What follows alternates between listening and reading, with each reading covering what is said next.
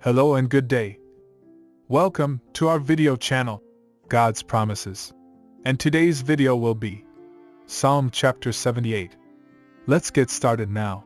Psalm 78 is a long psalm attributed to Asaph, one of the leaders of King David's choir.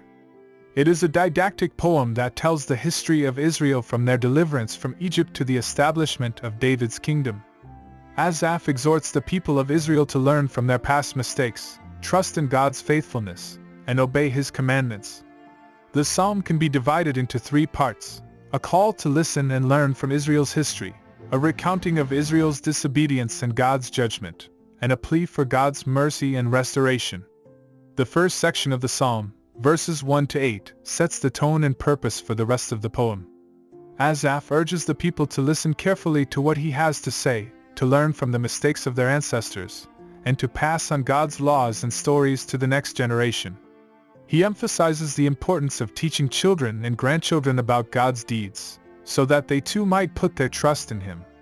In the second section, verses 9 to 72, Asaph retells the story of Israel's rebellion and God's judgment. He begins with the plagues in Egypt, the parting of the Red Sea, and the provision of manna in the wilderness. Despite God's miraculous deliverance, the people of Israel continually rebelled against Him. They forgot His commandments, worshipped idols, and provoked His anger with their unbelief. As a result, God sent a series of judgments upon them, including snakes, death, and defeat in battle. However, even in His anger, God did not forsake His people. He continued to provide for them and showed mercy when they repented and turned back to Him. In the final section, verses 73 to 72, Asaph concludes the psalm with a plea for God's mercy and restoration. He reminds God of His past faithfulness to Israel and asks Him to once again intervene on their behalf.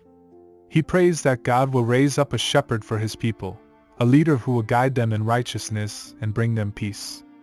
Asaph ends the psalm with a note of hope and confidence in God's power and love for His people.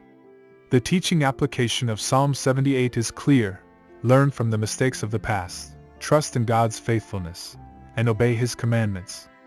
Asaph exhorts us to pass on our faith to the next generation, to tell them the stories of God's deeds and to teach them His laws.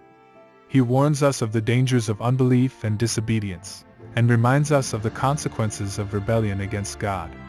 However, he also points us to the mercy and grace of God, who is always ready to forgive and restore those who turn back to Him.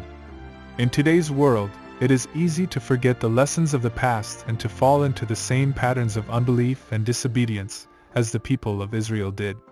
Psalm 78 calls us to remember God's faithfulness and to trust in Him, even in the midst of trials and difficulties. It reminds us of the importance of passing on our faith to the next generation and of the need to teach them the stories and commandments of God. Finally, it offers us hope and confidence in God's power and love, knowing that He will never forsake us or abandon us. Thank you for visiting us today. Please share with us your favorite Bible verse below in the comments section. Don't forget to like and subscribe. It really does help our channel grow. Looking forward to see you back here for our next video. Always take good care.